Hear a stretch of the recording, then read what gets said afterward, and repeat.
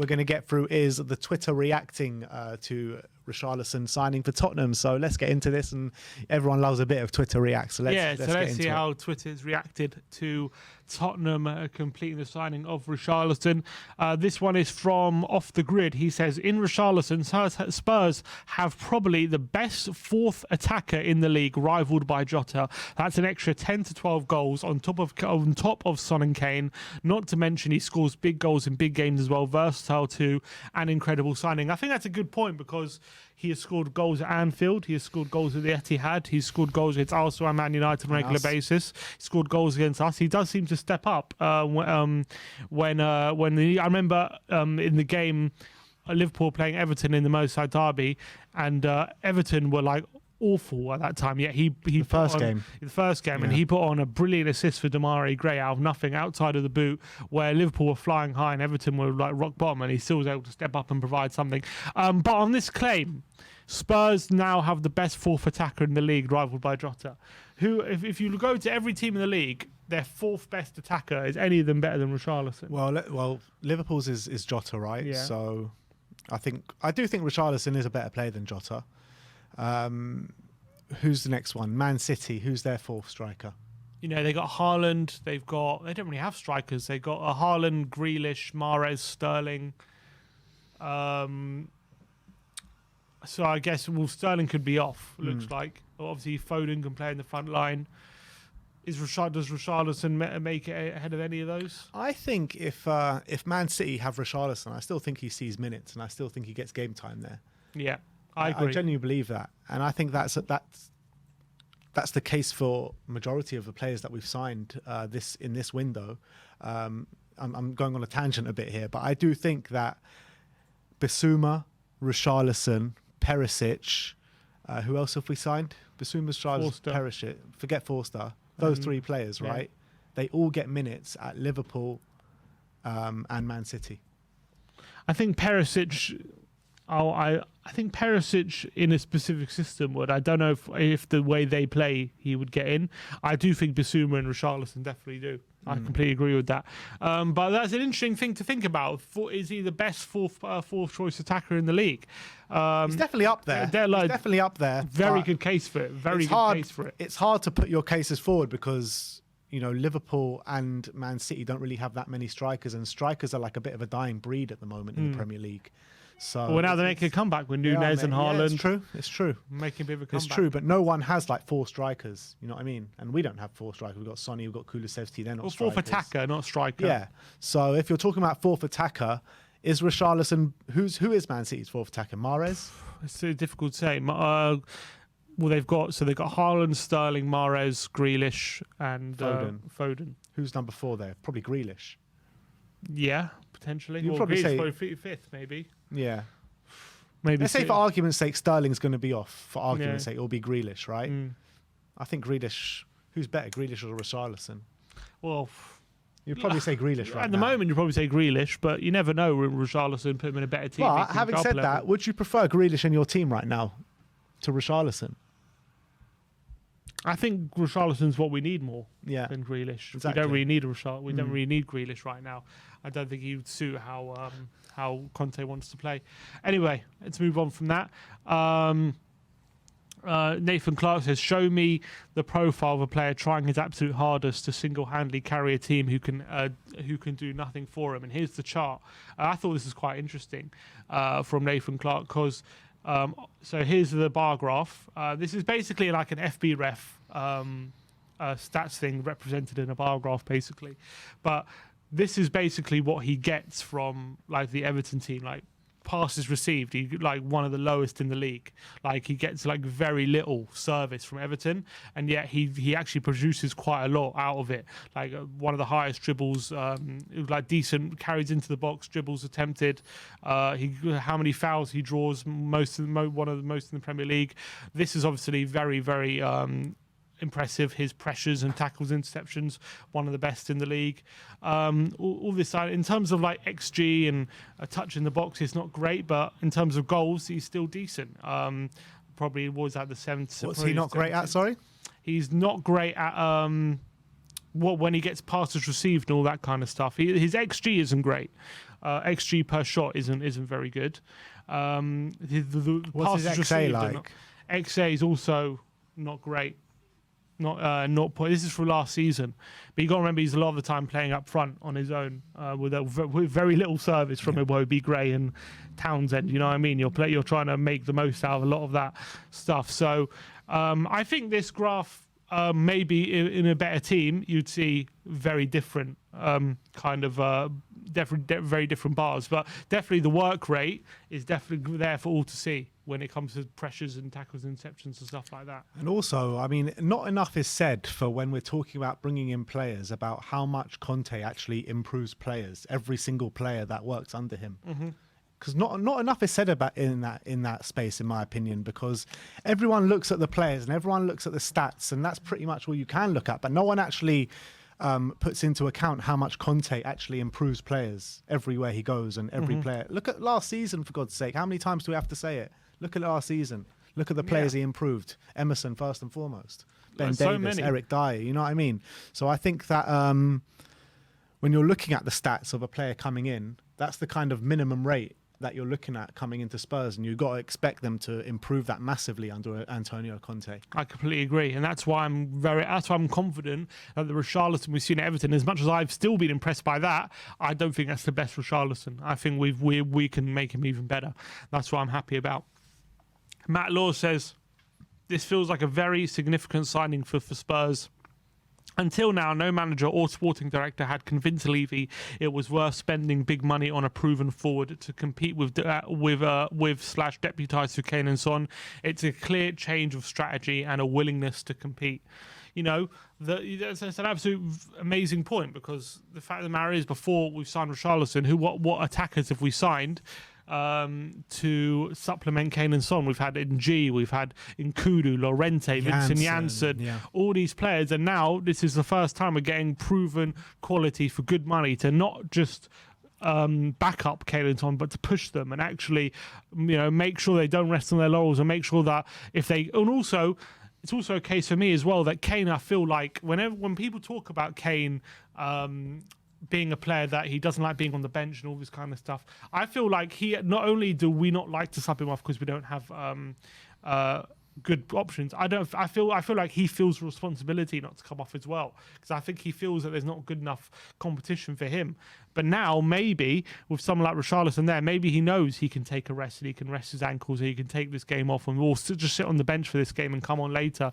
So I think, that's absolutely and when you're looking at those players that we've brought in, right, to supplement the attack, to try and help the Sonnies and the Kanes of this team, when you're looking at Nkudu's, Ng's, no Premier League experience, young players, they're looking at those players maybe with a big potential sell-on value in the future, players that can improve, that's players that can grow into this team. You're looking at Fernando Llorente, who's way past his peak, who's had good experiences European football and stuff like that, but they're not in the peak of their powers and didn't have Premier League experience. You're looking at Richarlison, you're looking at his age, he's coming into the peak of his career now. He's had Premier League experience. He's been the best player in 2 Premier League teams that he's been in.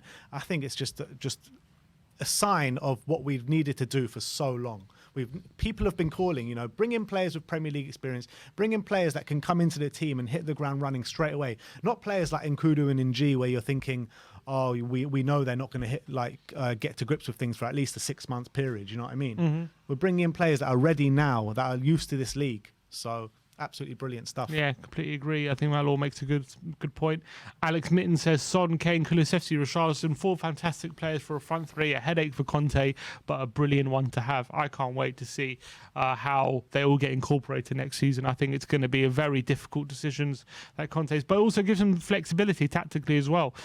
So I'm very happy about that. And all the signings that we're bringing in as well, they all have a common factor with them. They all work hard. They're all very hard workers, and they're all fairly physical as well. And that's all of the Antonio Conte mould as well. Definitely, yeah. That's also a very good point. HLTCO says, you can always tell a lot by a reaction of supporters when a player leaves their club, and Everton fans are generally gutted to be losing Richarlison. You often see neutrals playing down his quality, but the opinions of those who watch him every week are far a better guide for me. And that's why I completely agree. And I, because we don't watch him every week, because although obviously we watch a lot of Premier League football, people who don't watch Richarlison week in, week out are not as good a judge on his quality as the fans who do. And Everton, our fans are in no doubt how good he is, and that's a very good barometer. I completely agree with that. Here's a good meme, Lord of the Rings meme here. Never thought I'd play with an Argentinian. Romero saying, how about winning the league with a fellow shithouse? Richarlison, I can do that. I reckon, if the announcement video, I know we've done an announcement video, but when him comes to hot to away, if it isn't just him and Romero, like in the announcement video, like they're missing a trick here. They need to get Romero involved. I'd love to see him walking through the doors and Romero just comes and steams in with a sliding tackle.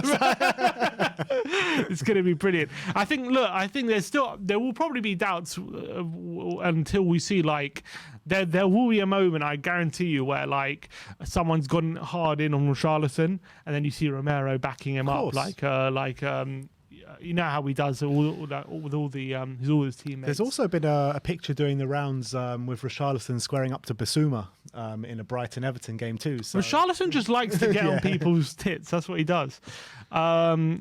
There's obviously be our football. Richarlison, I wouldn't mind him seeing a white flare, holding a white flare next season. That'd be nice. Maybe the North London derby. Spurs Express say, since Premier League debut, that's what you said, for Richarlison, highest goal scoring, second to highest goal scoring Brazilian, very impressive. 27 years campaign says, we know with huge disappointment the sale of Richarlison, symbolic of the reignous ownership and management of our once great club. We implore our future owners to address the board and leadership issues as a matter of urgency. We ask all Evertonians to unite behind these demands. So Everton fans are not happy with this sale. That's a clear indication of that. And also, do you think like this transfer happening, that's a real indication of where both clubs are at right now, isn't it? In terms of Spurs and Everton? Yeah. Yeah, 100%. It's like, 100%. Because Andros Townsend was saying, wasn't he, is Spurs really a step up for Everton? It's like, yes, clearly it is. Like, come on, we're Champions League. You one can see the relegation, one got Champions League. You just see the trajectories of both clubs. But, a few years ago, 100% Everton are looking to challenge us. And Everton definitely look to be where we are now. They look to be, but unfortunately for Everton, their ownership made terrible decision after terrible decision, and ours did as well. But we got lucky in terms of having Pochettino and bring in some good players around those kind of terrible decisions as well.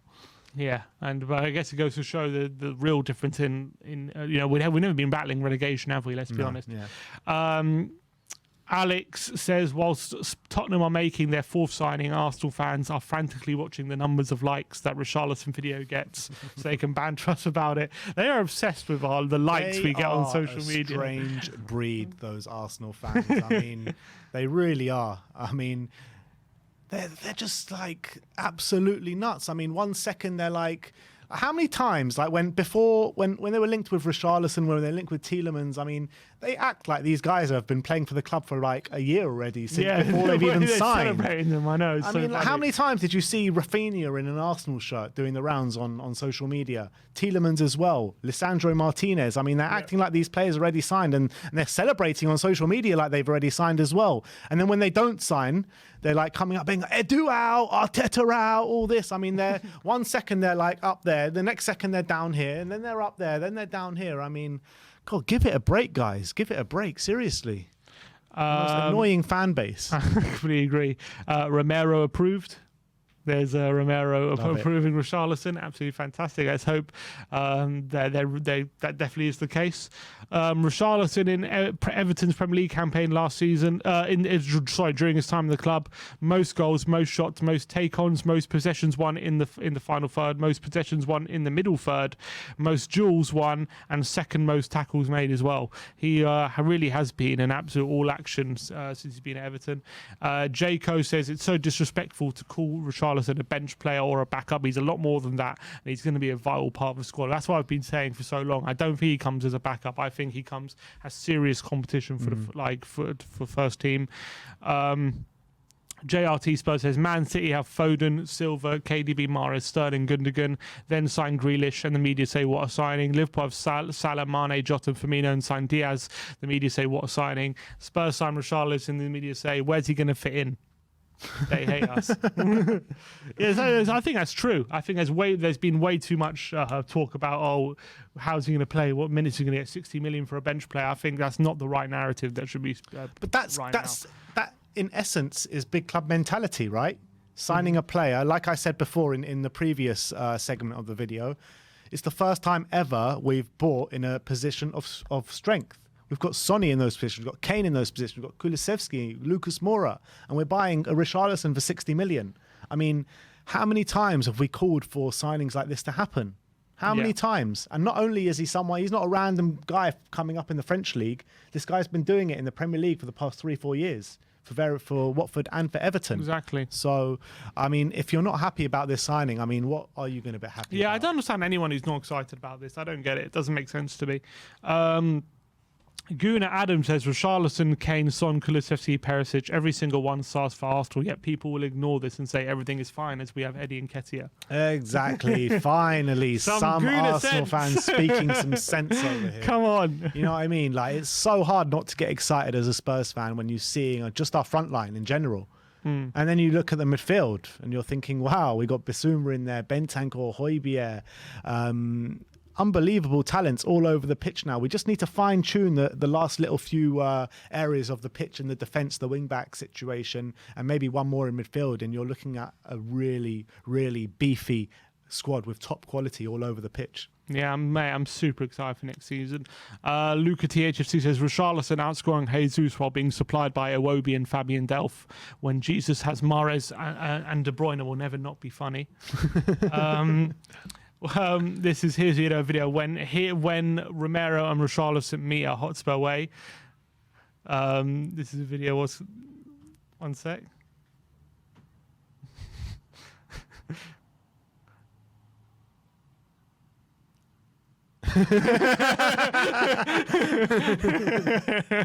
Absolutely brilliant.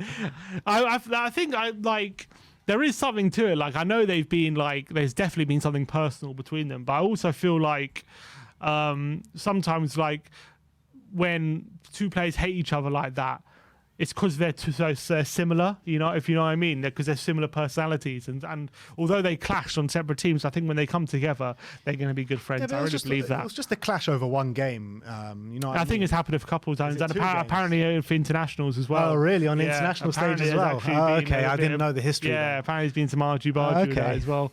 Apparently there really is something personal between them. Right, but so we'll see. We'll have to wait and see. I think that I can't get away from the fact that despite they've had their differences, being teammates, they're going to be good friends. I really believe that. All right. I might be wrong, though. Look, that's not based on anything other than I think I agree with you. Since Richarlison joined Everton, only 3 players in the Premier League have made 200 tackles and 200 take-ons. That's Richarlison, Kovacic, and Dwight McNeil. So all action there. Ahead of the curve says Bissouma and Richarlison would walk straight into Arsenal's 11. Neither is assured of a place in the Spurs 11. The gulf between the two clubs is massive right now. Yeah, spot on. THFC Contatici. Okay, I think that's a mix between both. It says Højbjerg, Romero, Richarlison. This isn't the love ball lily whites anymore. This is Conte's high road hooligans. Teams are going to despise playing us. We're going to be so hard to play against. People are going to hate us, I think, next season. I genuinely believe, I was actually thinking about this a couple of days ago. I actually think next season we're going to be the most hated team in the league. 100%. People are not going to stand us, but I think Spurs are going to be. But we want to be the most hated team in the league. Under Pochettino, we're the most liked team in the league. Yeah. You know what I mean? Because we played lovely football. We were a nice team. No real bastards in that team. Now we've got a team absolutely full of them. And that was the key thing that Jose kept saying. And I think Conte has alluded to it as well. Yeah, I think he might be right. And Yido90 says, haven't seen a bad word from Everton or Brighton fans about Richarlison or Bissouma. We've got a very good couple of players finally going out and getting big Prem-proven players. I think that's spot on. Yeah. THF Michael, who's an Everton fan, says, I'll miss him, but to be honest, I'm really looking forward to watching Richarlison in a fully functioning side for once. From a side fighting relegation to one that could push all the way to the title, he'll be brilliant at Spurs and a move he thoroughly deserves. Go Sounds like well, a Spurs Richie. fan. He does. Sounds like a converted Spurs fan. But look, this is what I've been talking about. I think Everton's fans see as well that this is a player who's been making the most out of a bad situation and still making pretty good of it. But once he gets into a functioning team, I think he could fly. And that's it. That's it for now on how fans reacted to the Richarlison news.